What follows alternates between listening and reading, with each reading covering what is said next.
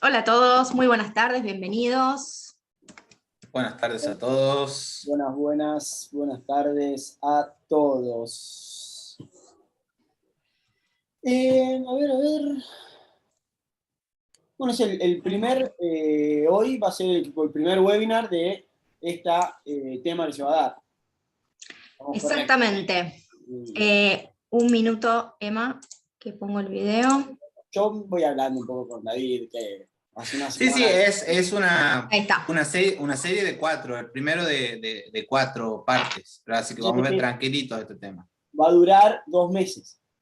Claro, 2 en agosto, 2 en septiembre, y bueno, al final de cada mitad, digamos, después de las primeras dos, un webinar de preguntas, después de la 3 y la 4, otro webinar de preguntas. A destacar que la semana pasada tuvimos el webinar el consultorio de preguntas, como le gusta decirle a Pato, y es solo para los que han participado en, aunque sea uno de los 2 webinars, o sea, del tema. Por ende, si hoy, toda la gente que está hoy, obviamente por Zoom, nosotros lo damos, toda la gente que está por Zoom hoy, sabe que va a poder participar en el webinar de preguntas. De preguntas que no se graba. Exactamente. Ahí, tenemos el día de hoy la primera parte de factor de potencia, que hoy es conceptos fundamentales. El próximo es el 19 de agosto, que ya se pueden inscribir incluso en la página web rocker.com.ar/webinars. La parte 2 es de dimensionamiento y selección, y después tenemos los próximos en septiembre. Y lo que arrancamos a hacer el mes pasado, como les comentaba Emma, es justamente esto del consultorio de preguntas. Quienes participen tanto hoy o del próximo webinar, el día 26 de agosto les va a llegar de forma exclusiva por correo electrónico la invitación para participar por Zoom de este consultorio de preguntas, que es exclusivamente David y Emma respondiendo preguntas en vivo. Primero respondemos preguntas que pudieron haber quedado de los webinars, porque muchas veces por tiempo no nos alcanza para poder responder todas sus consultas. Entonces armamos este exclusivo y especial para responder todas sus preguntas en vivo. No queda grabado porque no es un seminario normal, sino que son preguntas del público, pero quienes participen por Facebook no se olviden de dejarnos su correo electrónico al finalizar, así les podemos enviar el material y también los incluimos en el listado de los que puedan participar del consultorio. Muy bien. Bueno, perfecto. David, tuyo, cuando digan. Algo me dice que no nos va a alcanzar el tiempo. Cuando quieras. ¿Cuál es tu pista? No, lo vamos a ver tranquilo. Hoy va a ser una parte 1 de compensación de energía reactiva. Es otra manera de titular esto, y la idea es que al final entendamos la diferencia entre decir corregir factor de potencia de decir compensar energía reactiva. Esta es la parte 1 de 4, como veníamos comentando, y hoy lo que vamos a ver son los conceptos fundamentales, necesarios, que no podemos esquivar si queremos entender de una vez por todas, digamos, de qué se trata todo esto. Vamos a arrancar así, y en la parte 4, ya cuando estemos en septiembre, vamos a terminar entendiendo lo que es armónicos y cómo afectan a las instalaciones. ¿Cuál es el concepto fundamental que necesitamos para entrar en este mundo? Bueno, el concepto fundamental es el concepto de fasor. Cuando decimos la fase 1, la fase 2 y demás, hay una representación que por ahí no la entendemos. Y cuando empezamos a hablar de corrección de factor de potencia, que como saben se corrige poniendo capacitores de alguna manera y en algún lado, digamos, se habla de que la corriente adelanta la tensión en el capacitor, pero atrasa en la bobina o qué sé yo. Entonces, y ese adelanta y ese atrasa no lo entendemos nunca. Lo repetimos y no lo entendemos. Entonces, para entender eso hay que entender esto que está aquí graficado, ¿sí? Que es el concepto de fasor. Básicamente lo que tenemos de este lado, tenemos aquí de este lado, no es más que una representación de un voltaje alterno o una corriente alterna, dependiendo de cuál de las dos señales estemos mirando, en función del tiempo, ¿sí? Entonces, lo que nosotros tenemos en nuestra casa es una tensión que varía de menos 311 hasta 311, entre pico negativo y positivo, 50 veces por segundo, que serían los 50 Hz, en el caso de otro país será 60 Hz, y no será estos valores de pico, pero no tomamos esto sino un valor eficaz, una especie de promedio, no lo tomen como sinónimo de promedio, que va a andar más o menos por acá, y es el famoso 220 volts, la diferencia de potencia entre fase y neutro. Entonces medimos con el tester 220 volts, y nos da lo que realmente está sintiendo, digamos, la punta del tester es una tensión que varía 50 veces por segundo, es decir, que toma valores positivos y negativos de todo tipo, y va entre esos dos picos que les mencionaba al principio. Pero si nosotros quisiéramos ver esta variación en la pantalla de un tester común, veríamos una mancha de tan rápido que cambia, ¿sí? Entonces, por eso es que tenemos el concepto de tensión eficaz, o voltaje eficaz, que es los 220 que tenemos ahí. Bien, ahora, esta gráfica que todos la podemos reconocer, incluso cuando tenemos un tester o pinza amperométrica, sabemos que estamos midiendo la magnitud en alterna, porque vemos el simbolito, ¿verdad?, de la alterna, que viene de esta gráfica que se llama gráfica senoidal o cosenoidal. Entonces, esa es una manera de representar, simplemente es una cuestión de cómo varía el voltaje en función del tiempo en la alterna. Pero hay otra manera de representar a esa variación. Y esa otra manera es la que está de este lado, ¿sí? Entonces, el valor que va tomando en cada punto es como la sombra que esta flechita haría sobre este eje. Sobre este eje. Entonces, si yo le pusiera una luz desde aquí, digamos, si le pongo una luz desde aquí, de donde se ve el láser, para allá, entonces veo la sombrita de la punta de la flecha, qué altura tendría, y ese es el valor de voltaje de ese instante. Pero esa flechita está girando en este sentido, ¿sí?, con una cierta velocidad angular. Entonces, esta flechita que está girando se llama fasor. Entonces, ¿qué es un fasor? Es un vector que gira.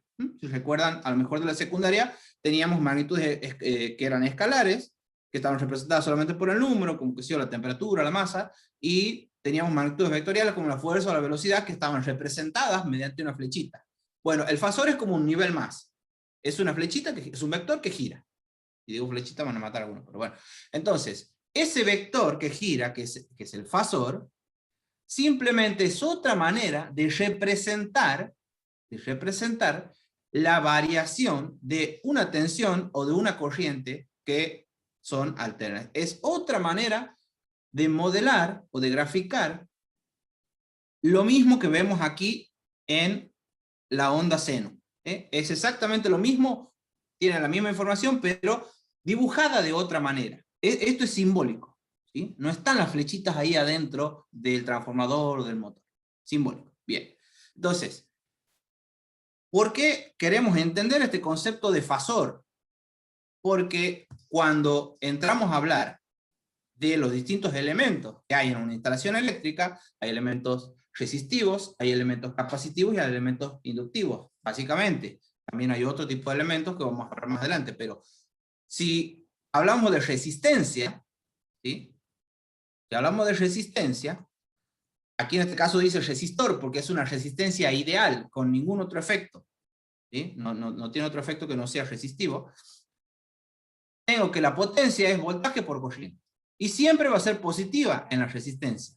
La potencia siempre va a ser positiva en la resistencia, ¿sí? ¿Por qué? Vamos a visualizar esto.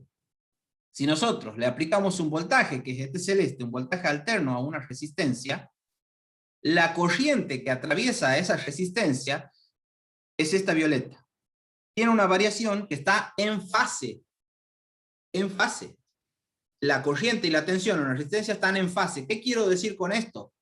Que llegan al máximo al mismo tiempo, y que cruzan por cero al mismo tiempo, y llegan al máximo negativo al mismo tiempo.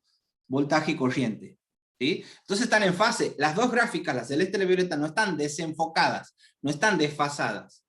Por lo tanto, en una resistencia, cuando tenga esta parte de voltajes, Cuando tenga esta parte, el semiciclo positivo, o sea, estoy del eje horizontal para arriba, por lo tanto todo esto es positivo, y lo multiplico por las corrientes que hay en cada instante también ahí, voy a tener más por más, más. O sea, siempre va a ser positiva la potencia. Y cuando me voy para acá, los voltajes son negativos en este semiciclo, pero las corrientes también. Entonces, también voy a tener menos por menos, que también va a ser más. O sea, la potencia en una resistencia, es esta gráfica de color negro, va a estar siempre arriba del eje. ¿Sí? La potencia en una resistencia es positiva. ¿Sí? Entonces, vamos a ver qué significa eso por comparación después con los otros elementos. Pero ¿cómo se comportan los fasores? Aquí está representado en función del tiempo. Vamos a representar ese voltaje celeste y esa corriente violeta con fasores. Entonces, están así, uno encima del otro, no hay un ángulo entre los dos, entre corriente y voltaje, entre la corriente que atraviesa la resistencia y el voltaje o diferencia potencial entre las patitas de la resistencia, que puede ser, no sé, una plancha, un calefón, una lámpara incandescente, son cargas resistivas típicas, no hay un ángulo, entonces, o el ángulo cero, como podríamos decirlo así. Entonces, imagínense esto girando en este sentido, ¿sí? Están en fase tensión y corriente, no hay ningún ángulo entre ellas, hasta aquí todo normal y tranquilo. Ahora, ¿qué sucede en un capacitor, ¿sí? En un capacitor o en un inductor? Un inductor, tomémoslo como sinónimo de bobina. El inductor es una cosa más ideal, pero vamos a tomarlo como sinónimo de bobina. Para un inductor o un capacitor, sigue siendo que la potencia es igual a B por I, ¿sí?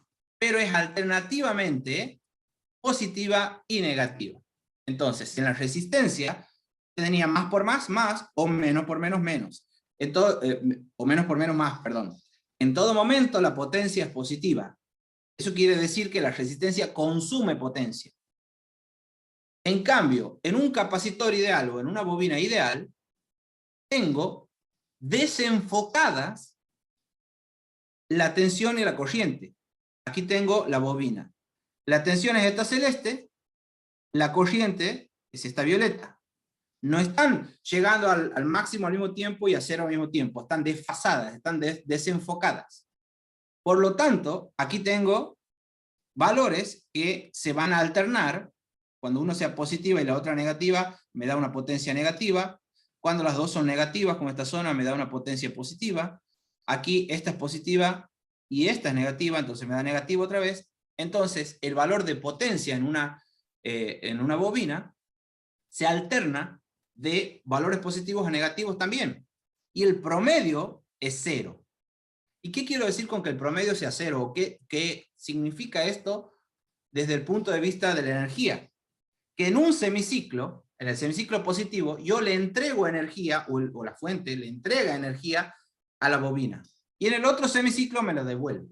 Y así va. Imagínense dos tipos pasándose una pelotita, ¿sí?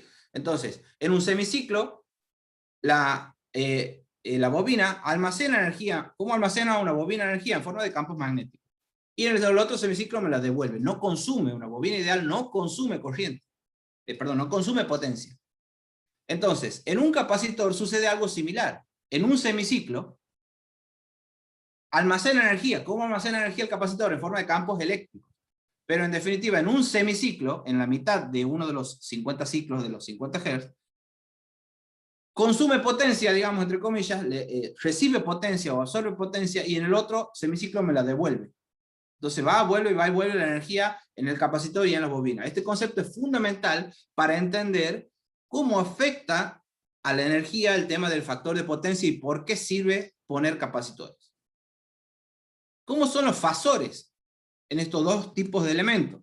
Bueno, en un inductor o bobina, la corriente está a 90 grados del voltaje. La corriente que atraviesa la bobina está a 90 grados, en su representación fasorial están separados 90 grados, o desfasados 90 grados. Entonces, ¿por qué se dice que en una bobina la tensión o voltaje, que es la flechita celeste, adelanta a la corriente, que es la flechita violeta? Si ustedes se imaginan esto girando, así, y yo pongo el ojo aquí donde está el láser, ¿qué veo pasar primero? Veo pasar primero el voltaje, y 90 grados después, digamos, recién la corriente.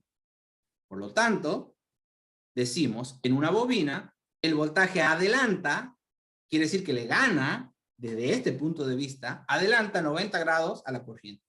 No es ni más ni menos que eso lo que quiere decir cuando ustedes escuchan tantas veces en una bobina el voltaje adelanta 90 grados a la corriente.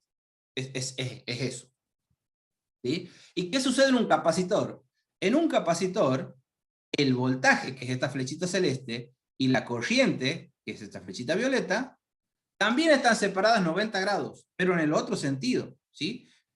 O sea, si yo pongo el ojo aquí donde está el láser, o donde está ahora lo que ven ustedes como una manito, esto imagínenselo girando. ¿Qué pasa primero por ahí? Veo pasar primero la corriente y 90 grados después pasa el voltaje. Por lo tanto, o por eso, decimos, en un capacitor, la corriente adelanta al voltaje.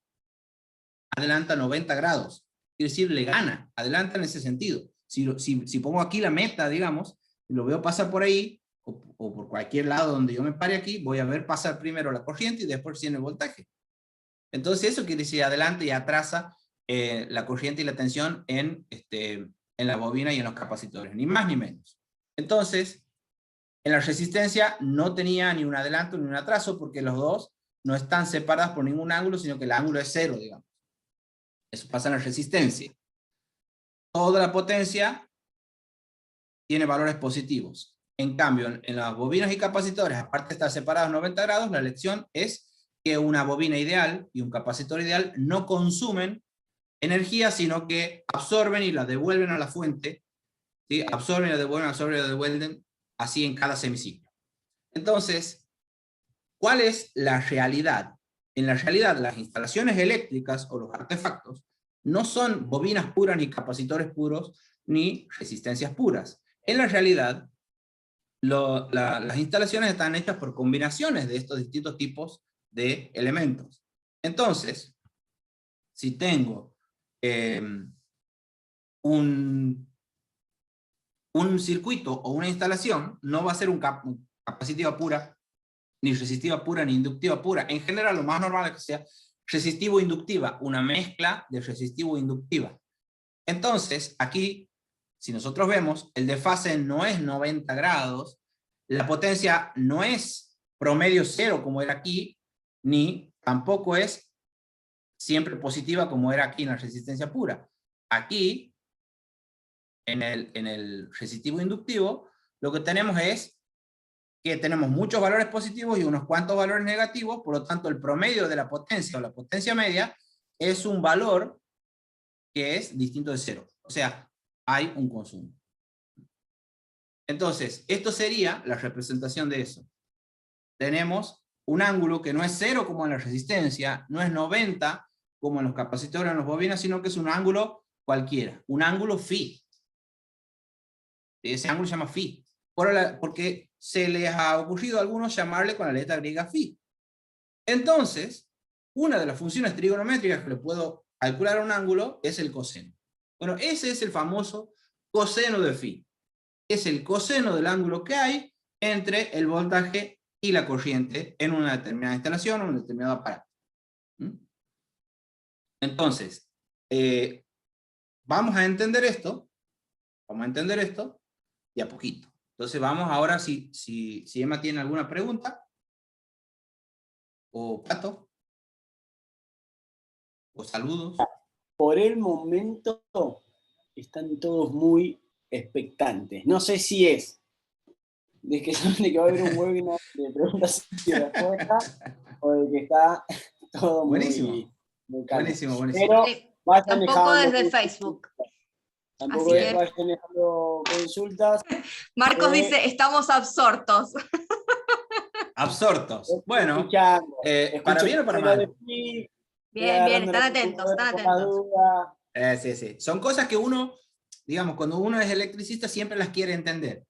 Por eso sé que me quiero enfocar en esto. ¿De dónde sacan eso de adelante, de atrás y demás?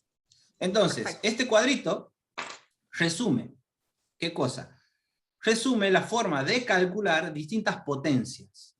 ¿Por qué? Porque resulta que en las variables eléctricas la potencia se calcula, o mejor dicho, tiene tres tipos diferentes. La magnitud física denominada potencia cuando estamos en electricidad hay de 3 tipos. La potencia activa, que se mide en watts, la potencia reactiva, que se mide en volt-ampere reactivos, y la potencia aparente, que se mide en volt-ampere. ¿Sí? Ahora les va sonando capaz un poquito más. Si el circuito es monofásico, la potencia activa se calcula de esta manera. Potencia igual a voltaje por corriente por el coseno de phi famoso del que tanto estamos hablando. Pero la potencia reactiva es voltaje por corriente por seno de phi. Ya va a surgir eso. Y la aparente simplemente es voltaje por corriente. Tenemos una pregunta, si querés, sí, para cortar un poquito. Ignacio, dale. ¿los conceptos de potencia activa y reactiva sirve para el cálculo de los grupos electrógenos? Sobre todo aparente. Sobre todo la aparente. Sirve para el cálculo de fuentes de energía en general, obviamente alternas, ¿sí?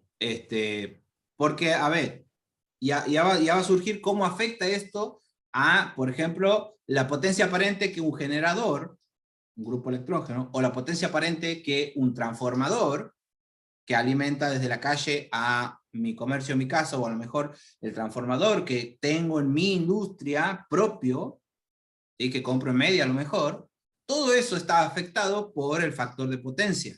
¿Sí? Tiene que ver esto con la pregunta. Entonces vamos a avanzar un poquitito más. En el caso de que el circuito sea trifásico, la potencia es muy parecida.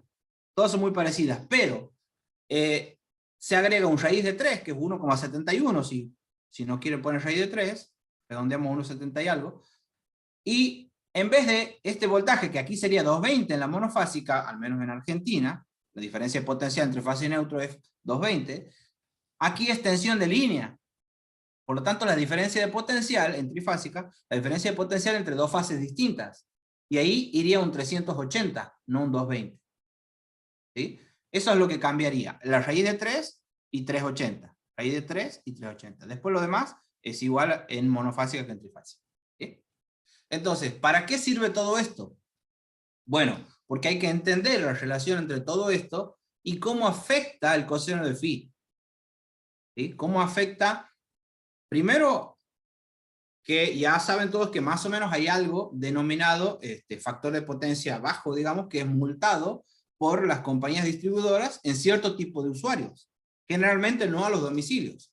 Si tengo un factor de potencia bajo, a menos que esté en Tucumán, y no sé si algún otro lugar más, penalizan a domicilios por coseno de phi bajo. Le ponen una multa en la factura, además de la energía consumida, le cobran otra cosa. Pero en los comercios y en las industrias, sí, en general en todo el país, hay una penalización o multa en la factura por un coseno de phi bajo. Entonces, para eso es todo lo que estamos hablando ahora. Es para aprender cómo hacer para evitar esa multa y qué otras ventajas más tiene la corrección de factor de potencia o la compensación de energía reactiva. Entonces, por ejemplo, la potencia activa, ¿qué sería? Bueno, como les digo, la potencia activa es la potencia que consume básicamente los artefactos. ¿Sí? La potencia reactiva es la potencia que necesitan para funcionar las bobinas y los capacitores. La potencia reactiva va a estar presente, aunque con signos distintos, digamos, en las bobinas y en los capacitores. ¿Y la potencia aparente qué es? Sería como una especie de suma de esas dos anteriores. La potencia aparente, si quieren verlo así, es la potencia entregada por la fuente de energía. Esa fuente de energía va a ser, por ejemplo, el transformador que está en la vereda de mi casa. Entonces, teniendo esto en mente, vamos a ver que se mide en volt-ampere reactivo la potencia reactiva. En la parte 2, ¿sí? En la parte 2 vamos a ver unas tablitas y unas cosas, y vamos a aprender que cuando tenemos que compensar un motor monofásico, o una instalación monofásica, o un tubo fluorescente, a una carga monofásica, en general el capacitor que le vamos a elegir o calcular, para compensar el coseno de phi, se mide en microfaradios. Pero cuando ya tenemos que compensar una instalación trifásica y tenemos que ir a comprar ese capacitor trifásico, o para un motor trifásico, en general no vamos a comprar ese capacitor en microfaradios, sino en kilovolt-ampere reactivo. Por eso es importante esto, ¿sí? La impaciencia obliga a adelantarse un poco, pero todo esto les juro que es necesario. Es importante que saber que la potencia reactiva es la que se mide en volt-ampere reactivo, para que uno entienda que esto es lo que me va a proporcionar un capacitor, por ejemplo. En el caso de que sea trifásico, en general no lo voy a comprar en microfaradios. Lo compro y lo calculo con kilovolt ampere reactivo.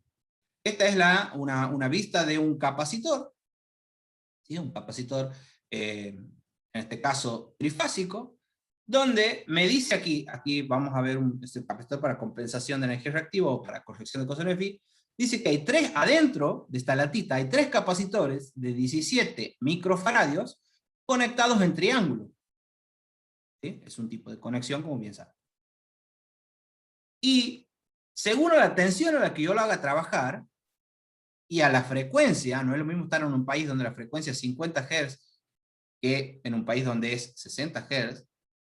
Entonces, según la tensión y la frecuencia, este capacitor es capaz de entregarme una potencia reactiva, en kilovolt-ampere reactivo, que va a ir cambiando.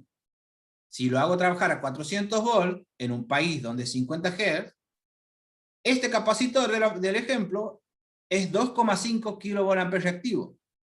Si lo hago trabajar a 380, es 2,2 kilovolt-ampere reactivo. Siempre hablando aquí de los 50 Hz. ¿Sí? Y hay países donde la diferencia de potencial entre dos fases no es 380 como en Argentina, sino que es 240 o 230. Entonces ahí, este mismo capacitor es capaz de entregar una potencia reactiva menor, 0,8, 0,3. Entonces, aquí viene uno de los grandes mitos que lo veo por ahí incluso en ingenieros que se confunden y creen que la capacidad de un capacitor depende de voltaje. No es así. La capacidad de un capacitor de 2,5 es 2,5 si está en la mesa sin conectarlo a nada, es 2,5 si lo conecto a un ventilador, es 2,5 si lo mido con con un tester que a lo mejor trae 2 pilas AAA de 1,5 volt o una pila de 9 volt. Entonces, es independiente de la tensión, los microfaradios de un capacitor. No depende del voltaje. Lo que sí depende del voltaje es la potencia reactiva que es capaz de entregar, como bien vemos aquí. Y además de depender del voltaje, depende de la frecuencia, pero nos quedamos con esta que es 50 Hz para la mayoría del público de hoy. Muy bien. Entonces, esto era simplemente ilustrativo para entender por qué debemos conocer qué es la potencia reactiva y a dónde puede estar. Entonces, la relación entre estas 3 potencias, la activa, la reactiva y la aparente, o se dibuja o se representa mediante un triangulito. Ese triangulito es el famoso triángulo de potencia. En la horizontal dibujamos la potencia activa, la que se mide en watts. A 90 grados dibujamos la potencia reactiva, que se mide en volt-ampere reactivo. ¿Sí? Y cerrando el triangulito tenemos la potencia aparente, que se mide en volt-ampere. Por lo tanto, esta potencia, la celeste, es la suma, si quieren, vectorial de estas dos. ¿Sí? En realidad no es un vector, pero vamos a decirlo así. Pero es una suma que no es 3 más 4 igual a 7. No es una suma directa, sino que es una suma, como bien saben, en este caso, como es un triángulo rectángulo, podemos calcular esa flechita celeste con el teorema de Pitágoras, que sería esto al cuadrado más este otro cateto al cuadrado, raíz cuadrada. Entonces, ahí está el ángulo phi, ya lo vamos a ver. Pero la potencia aparente es la suma de la potencia activa y la reactiva, pero no una suma directa. Si esto vale 3, o si esto vale 5 y esto vale 3, esto no vale, o si esto vale 4 y esto vale 3, esto no vale 7, vale 5. Porque es 4 cuadrado más 3 cuadrado, raíz cuadrada. Es para que se den cuenta simplemente que no es una suma directa y por eso es necesario utilizar este triángulo. El ángulo entre la potencia activa y la aparente también es el ángulo phi. ¿sí? El ángulo que había entre la corriente y la tensión. El coseno de ese ángulo es como el coseno de cualquier ángulo del mundo. Si recuerdan de la secundaria, el coseno de un ángulo es igual a el cateto adyacente, o sea, el que toca el ángulo, P, en este caso, dividido la hipotenusa, que es el lado más largo del triángulo. P dividido S me va a dar el coseno de phi. Entonces, básicamente, es la relación entre la potencia activa y la aparente. Por eso se llama factor de potencia esto. Entonces, este numerito, es el que en Santiago tiene que ser 0,85 como mínimo en la boleta. Si es menos, me empiezan a multar. O en Salta, creo que también es 0,85. O en Córdoba y Santa Fe, creo que es 0,95. O sea, eso depende de la empresa distribuidora. Lo digo porque también se escucha por ahí que la EA exige el coseno de phi mínimo tanto. No. La AEA no puede exigir un valor de coseno de phi. Puede, en todo caso, recomendar, que ni siquiera lo recomienda, pero lo que hace la EA es otro tipo de cosas. No puede imponer un coseno de phi mínimo. Eso depende de cada distribuidora. Por lo tanto, ese numerito es distinto en cada lugar. La exigencia de ese numerito, quiero decir. Y también hay, y eso vamos a aprender creo que en la segunda, vamos a aprender a leer las boletas y sacar la información de la factura de luz y ver cómo se calcula todo esto. También hay una penalización o una diferente caracterización de tarifas, donde hay una tarifa que se denomina T2, en general se mide el coseno de phi. Y en tarifa T3, en general, no en todos los casos, pero en muchos casos no me hablan de coseno de phi, sino de tangente de phi. ¿Sí? Entonces es bueno saber que en este triangulito, la tangente de phi es, como toda tangente del mundo, digamos, la tangente de este ángulo va a ser cateto opuesto, potencia reactiva, sobre cateto adyacente. CO dividido CA. ¿Qué le vamos a poner al Fernet cuando termine la pandemia? COA. Bueno, es fácil de acordarse de tangente. Entonces, esto hay que tenerlo en cuenta. Hay que conocer muy bien esto. Si no, vamos a vivir perdidos. Muy bien.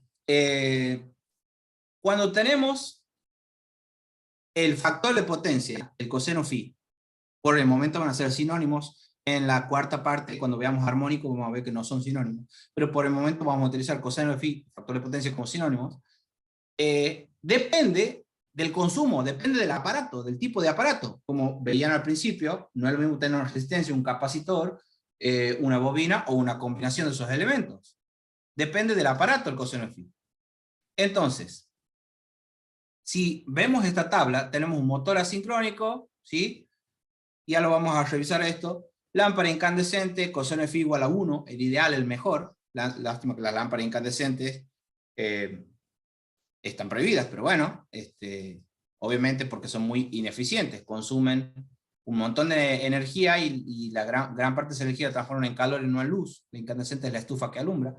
La lámpara fluorescente tiene un factor de potencia, un coseno de phi 0,5. Lámpara de descarga se refiere aquí a de vapor de sodio, vapor de mercurio, este tipo de lámparas, ¿sí? Bueno, esa tablita les va a quedar para ustedes, pero quiero que nos enfoquemos aquí. Quiero que nos enfoquemos en el tema de los motores. Fíjense que para el motor no me da un solo número de coseno de phi. Depende de la carga. En este contexto, ¿qué queremos decir con carga? Queremos decir con el trabajo que le estamos haciendo al eje del motor. El trabajo que le estamos haciendo hacer al motor. Si yo tengo un motor con el eje pelado, no está moviendo nada, está con 0% de carga. ¿Sí? Si yo, un motor que lo tengo diseñado para hacer determinado trabajo, y le hago hacer ese trabajo, está un 100% de carga. ¿Para qué me sirve esto? Bueno, para que ustedes puedan ver que a medida que está más descargado el motor, es decir, que está más livianito, el coseno de phi de ese motor no es el mismo todo el tiempo, va bajando. Va bajando la carga, mirando de abajo hacia arriba, el coseno de phi también va bajando, y un coseno de phi bajo es malo, el coseno de phi alto es bueno, eso es lo que nos tiene que quedar. Entonces, esto es muy importante para entender lo siguiente. Si uno diseña un motor, tiene que diseñar el motor de la potencia necesaria para el trabajo que lo quiero hacer, digamos. Si yo hago un cálculo y tengo que mover, no sé, una máquina en una industria, una bomba, tengo que mover, no sé, una cinta transportadora que transporta piedras en una cantera, lo que quiera. Y calculo que 50 HP. Y resulta que, por las dudas, compro una de 100 HP. Entonces ahí lo que estamos haciendo está mal. Estamos sobredimensionando el motor y lo estamos haciendo trabajar a una carga mucho menor para la cual ha estado diseñada. ¿Y ahí qué va a pasar? El factor de potencia de ese motor va a bajar. Yo tengo que hacerlo trabajar al motor para el trabajo que ha sido diseñado, ni de más ni de menos. ¿Sí? Obviamente por ahí hay cargas variables y demás, es más complejo el tema, pero esa es la idea general. Si un motor lo hago trabajar lo más cercano posible a la potencia para la cual está diseñada para trabajar, su factor de potencia va a ser mejor. 0,85 es un número general, puede ser más. Entonces, esto es lo que va a venir indicado en la placa. Cuando vea la placa de un motor, voy a ver el coseno de phi 0,85, por ejemplo, pero esa información es a plena carga. ¿Sí? Si lo sobredimensiono al motor, el coseno de phi de ese motor no es el que dice la placa, es menor. O sea, es peor. Esa es la idea que nos tiene que quedar de esto. Bueno, aquí está la idea recontra general de por qué estamos haciendo todo lo que estamos haciendo. Pero antes, me gustaría que lean alguna pregunta, porque veo que titila ahí el chat. Si hay alguna pregunta, Pato o Emma. Tenemos. Iván consulta, ¿el coseno de phi en una vivienda es 1 o eso depende de la carga? ¿El coseno de phi en una vivienda es 1 o eso depende de la carga? Muy bien, el coseno de phi de una vivienda no es 1. El coseno de phi de una vivienda depende de la carga, como todo lo que veníamos hablando hasta ahora. O sea, en esta tablita hay distintas cargas en el sentido eléctrico, digamos, distintos consumos, distintos receptores, si quieren decirlo así, motores, heladeras, lo que ustedes quieran. En una casa va a haber capacitores, va a haber bobinas, y va a haber resistencias, y va a haber equipos electrónicos. No va a haber resistencia pura. La única forma de que yo tenga coseno de phi igual a 1 es tener una resistencia pura. A lo sumo puedo tenerlo en un aparato, por ejemplo en una plancha, por ejemplo en un calefón eléctrico. ¿Sí? Algo que tenga una resistencia y no tenga ningún efecto capacitivo ni inductivo. Entonces el coseno de phi igual a 1 en ese caso solamente. Ahora, en una casa voy a tener una carga que no va a ser resistiva pura. ¿Sí? En general el coseno de phi no es 1. Es lo ideal, el coseno de phi 1. No es nunca 1. Pero ¿cuál es la diferencia? En una casa no te multan, repito, a menos que esté en Tucumán o en otro lugar donde muy raramente la empresa distribuidora te multa por un coseno de phi bajo. Pero en la casa, en general, no interesa o no suele uno prestarle atención a este tema, y en la boleta no viene informado porque no te suelen multar por un coseno de phi bajo en una casa. No es que el coseno de phi sea 1 en una casa.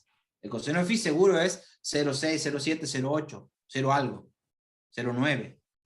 Pero, ¿qué pasa? No le prestamos atención a eso porque en una casa no te multan por un factor de potencia bajo. No quiere decir que no tenga un factor de potencia bajo.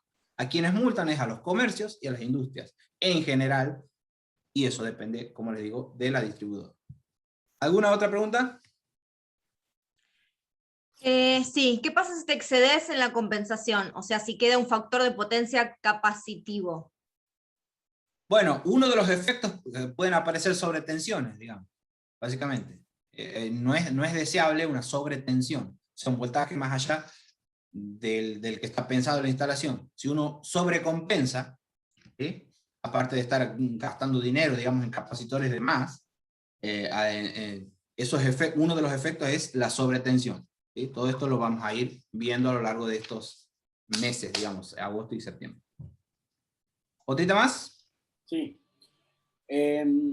Con los variadores de frecuencia, ¿mejoramos el coseno de phi en el circuito? No. Voy a hacer un acuerdo de decir no. Con la variedad de frecuencia no mejoramos el coseno de phi. Eso seguramente va a salir el tema de nuevo cuando estemos más preparados, que va a ser en el En el de armónicos, que va a ser el Por último. última, El último. así seguís un poquito y metemos otras. ¿Existe el factor de potencia negativo? Claro, eso depende de una convención. Por ahí uno lo ve a este triángulo en algún libro dibujado al revés. ¿Sí? Pero sí, va a ser, se le va a decir negativo cuando sea para el otro lado de lo que nosotros creemos o esperamos. O sea, si el factor de potencia es y del tipo inductivo, ¿sí? Se le puede poner un valor positivo o asignar un valor positivo, y si es capacitivo, o sea, me he pasado en la compensación, es inductivo, es negativo. En realidad, ¿por qué? Porque en realidad es muy raro que de por sí sola una instalación o un aparato tenga capacitores de más. Lo que tiene en general es un efecto inductivo de más, por decirlo así. Lo que vamos a poner es terminar poniendo capacitores adicionales para compensarlo. Nunca tenemos que poner bobinas adicionales para compensar una instalación capacitiva. No suele suceder eso. Lo normal es que las instalaciones en la práctica sean resistivo-inductivas, en resumen. En esta diapositiva tenemos la idea general de esto, de qué es lo que sucede. Ustedes imagínenselo como un flujo de energía. El transformador, o la fuente de energía, aquí podría ir el generador del colega que ha preguntado. La fuente de energía me va a entregar a un motor, por ejemplo, una parte que está aquí en gris y otra parte que está en verde. La parte gris es la parte de potencia activa. Esa potencia activa es la energía que el motor, la energía eléctrica que el motor va a transformar en energía mecánica, en potencia mecánica disponible en el eje de ese motor. ¿Sí? Esa es la potencia activa. Pero también para funcionar el motor necesita generar unos campos magnéticos. Entonces, para eso le va a pedir prestada esta parte verde a la fuente de energía que es el transformador. Esta parte verde es la potencia reactiva, ¿sí? Porque esto tiene bobinas, el motor tiene bobinas adentro. Entonces también tiene un efecto inductivo. Entonces, ¿qué va a suceder? En un semiciclo se lo pide prestado, como es un inductor, en el otro semiciclo se lo devuelve a la fuente de energía y va y vuelve. Entonces esa corriente de la parte inductiva anda por los cables y los recalienta. Y anda por los transformadores y los calienta. Entonces, eso no lo queremos. Entonces, ¿cuál es la idea general? Nosotros, después de la compensación, lo que vamos a tener es que este motor sigue pidiendo lo mismo que antes. Sigue queriendo una parte gris, digamos, la potencia activa, y sigue necesitando también una parte verde que es potencia reactiva. Para funcionar necesita las dos cosas del motor. Entonces, ¿cuál es la idea? Que nosotros instalemos capacitores, esto es totalmente esquemático, los capacitores no conectados de cualquier manera ni de cualquier valor, lo vamos a ver en detalle después, pero tenemos que poner capacitores para que ese capacitor suministre la potencia reactiva que necesita el motor para funcionar. Entonces, el motor lo que hace es pedirle potencia activa al transformador y una parte de la potencia reactiva. Y otra parte de la potencia reactiva se lo da al capacitor. En el otro semiciclo, esto vuelve para acá y esto así. Son dos tipos que se están pasando una pelotita. Entonces, en todo este sector, o sea, del capacitor para arriba, tengo una energía de más disponible, ¿sí? Porque no tiene que ser este trazo grueso verde, sino que tiene que ser más finito. ¿Por qué? Porque la otra parte de la potencia reactiva me la entrega el capacitor. Esa es la idea general de la potencia reactiva. Entonces, esta parte, como tiene menos corriente, como vamos a ver enseguida, calienta menos, por lo tanto desperdicia menos energía, estos cables que anden por aquí, por esta zona. Y segundo, este transformador va a tener más potencia aparente disponible. ¿Por qué? Porque recuerden que la potencia aparente, la S, la flechita celeste en nuestro triangulito, es la suma vectorial de la activa y la reactiva. Entonces, si no tiene que entregar tanta reactiva, tiene más potencia aparente disponible. Esa potencia aparente, puedo decir, bueno, el transformador, la consecuencia puede ser que el transformador necesario para esta instalación sea más chico, o si es la distribuidora, entonces ese transformador sigue siendo el mismo, pero esa energía sobrante se la vendo al vecino. Por eso quiere la distribuidora que pongamos capacitores. Ahora lo vamos a ver con cálculo. Si quieren, vuelvo por ahí. Entonces, ¿qué pasa cuando se corrige el factor de potencia? Tenemos la potencia activa, la reactiva y la aparente. Esta roja va a tener este sentido según el criterio o digamos, el esquema que estamos utilizando nosotros, va a ser inductiva si apunta para arriba, según nuestra convención, digamos. Entonces tenemos esta energía reactiva, por culpa de las bobinas que tiene la instalación. Esta celeste podría ser la potencia que tiene que entregar el transformador, o que tiene que entregar el generador, o el grupo electrógeno. ¿Sí? Entonces, ¿qué sucede cuando se corrige? Cuando nosotros metemos capacitores, el capacitor también tiene, o mete en la instalación, o en el juego de potencias, o en el juego de energías, mete una potencia reactiva también, como lo leíamos en la foto del capacitor, pero que tiene un signo distinto, le hace la contra a la potencia reactiva de los inductores. El capacitor le hace la contra a la bobina. Entonces, ¿cuál es la potencia reactiva, la Q resultante? Va a ser la diferencia entre esa roja y esa azul. La potencia reactiva de la instalación va a terminar siendo esta flechita naranja. Entonces, cuando yo meta capacitores en la instalación, lo que va a suceder es que la flechita celeste se hace más cortita. Porque la flechita celeste, que es la potencia aparente, sigue siendo la suma de la potencia activa y la reactiva, pero la reactiva ahora es esta, de hecho más chica. ¿Se entiende? Porque los capacitores le hacen la contra a los inductores. Entonces, la potencia reactiva total se hace más chica. Por lo tanto, como consecuencia, la potencia aparente se hace más chica. Esta flechita, que después de compensar, es más corta que esta flechita.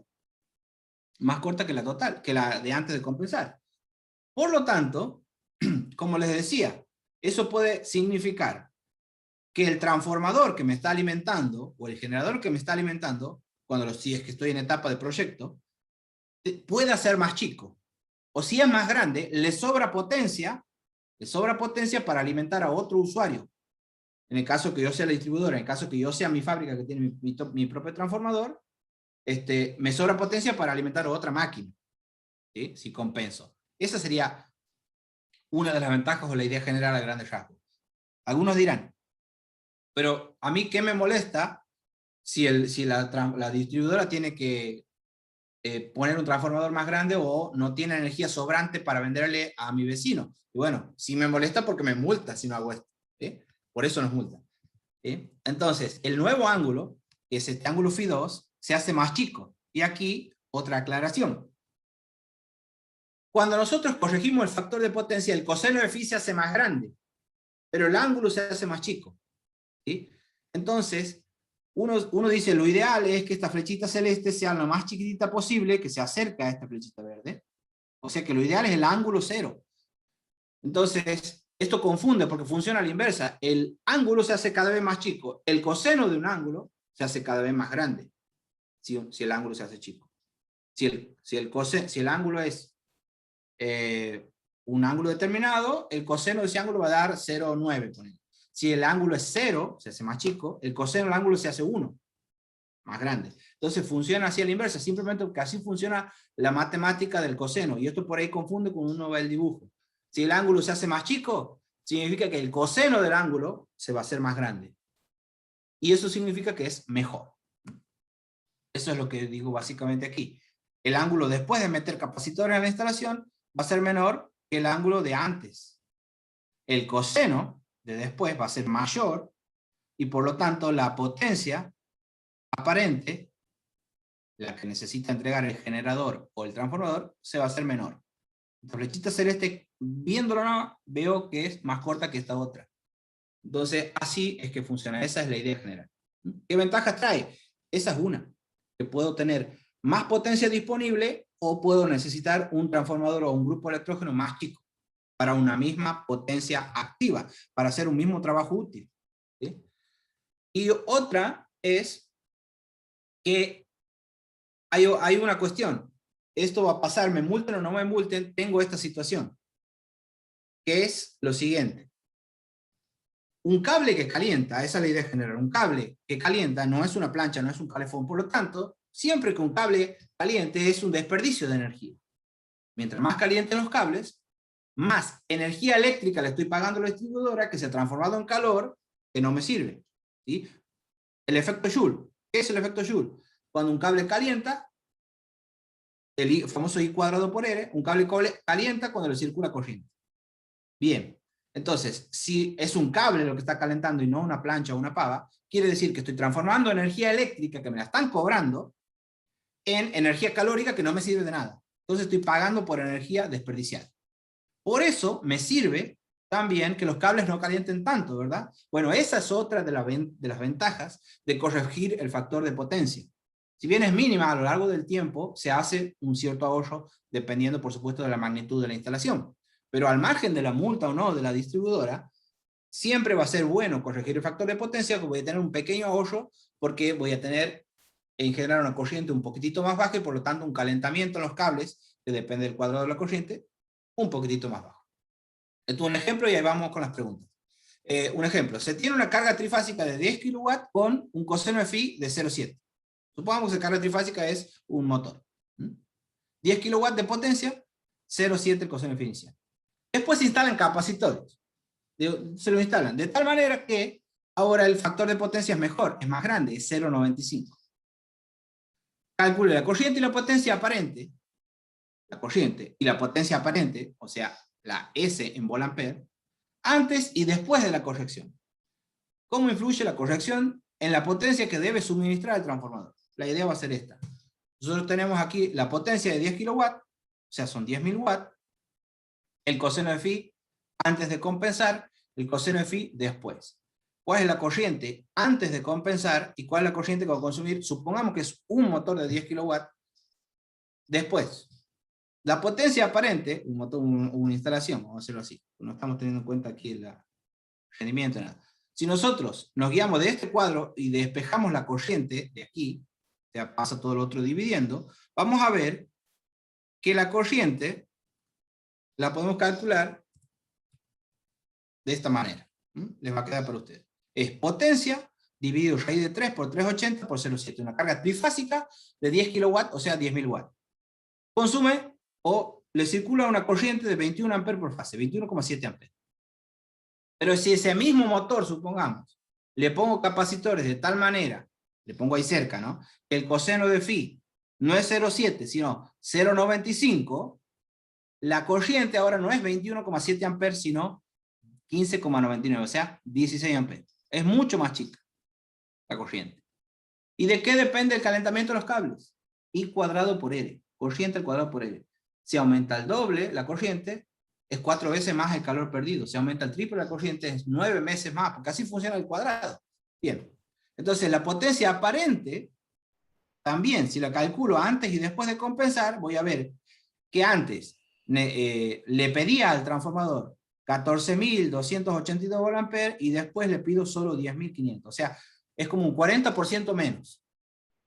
Por lo tanto, al transformador le sobran 40% de potencia para entregar a otra carga, o a la distribuidora le sobra para vender a otra instalación, a un vecino. ¿Sí? Entonces, esta es la idea más o menos general. Emma, ¿tenemos alguna... ¿tenemos preguntas ya o esperamos? Algo acá, una preguntita yo, tengo una pato y ya vamos a ir dándole cierre. Y esta Bien. más que nada para que estén atentos seguramente el webinar que viene. Con la información de la factura, ¿puedo calcular el coseno de phi?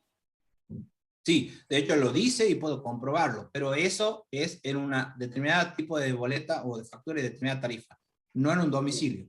No domiciliar. En general no domiciliario. Vamos a ver igual algunas facturas. Muy bien. Perfecto. ¿Pato, tienes una? Sí. ¿Hay algún software para metrología eléctrica o es analizado directamente por el ingeniero? Bien, depende de qué magnitudes queramos medir y en qué tiempo, pero existen analizadores de energía y un montón de cosas más.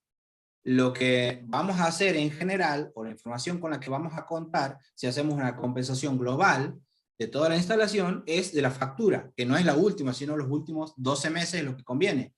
Y con esa información hacemos un cálculo de qué capacitores necesitamos o qué capacitores necesitamos para compensar la instalación. Ahora, si es una máquina, viene en placa el coseno phi. En general, no es obligatorio tener, pero sí hay aparatos que miden el coseno phi también, y la potencia, lo he mostrado el año pasado, en la próxima lo voy a mostrar. ¿Bien?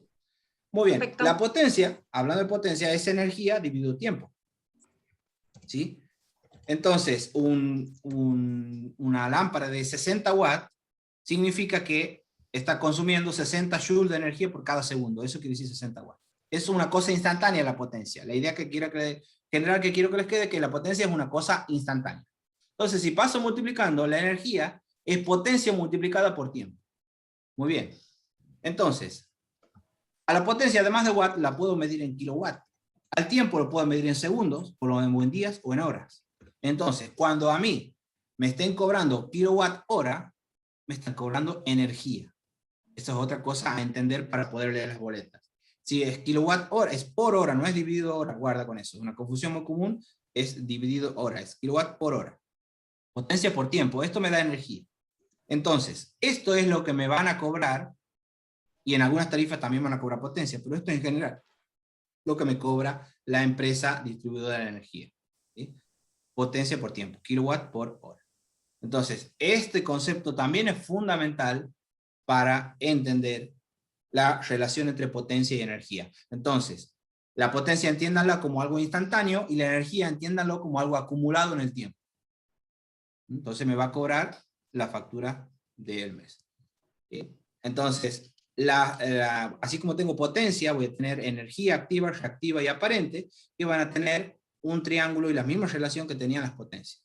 Energía activa, reactiva y aparente, nada más que en vez de watt voy a tener watt hora, en vez de volampere reactivo voy a tener volampere reactivo hora, y en vez de energía aparente en volampere voy a tener volampere hora. Eso sería hasta lo que mínimo hay que llegar hoy. No sé si hay alguna pregunta, si hay tiempo. Tenemos 2 minutitos, podemos hacer unas preguntitas más. ¿No? A ver. En la práctica sucede que una instalación tenga mucha Q capacitiva y que haya que compensar con Q inductiva. No he visto, no me imagino el caso realmente. Uno conociendo, en general a lo que hacemos trabajar es a los motores, y son bobinas. Y a veces vienen compensados de fábrica con algún capacitor, a veces no, o a veces el capacitor es con otro objetivo, que es de marcha o lo que sea, pero no para corregir el factor de potencia. Entonces, en general, lo que tenemos son más bobinas y resistencias que capacitores en una instalación. Entonces, es raro que suceda que la instalación de por sí sea capacitiva y haya que meterle potencia reactiva inductiva. En general es al revés. Es al revés lo que va a suceder. A menos que le haya puesto capacitores de más y sobrecompense. Si tengo una sobrecompensación es porque a propósito le he puesto con la intención de compensar, le he puesto capacitores de más. Pero natural, digamos, la instalación casi siempre es inductiva o resistiva.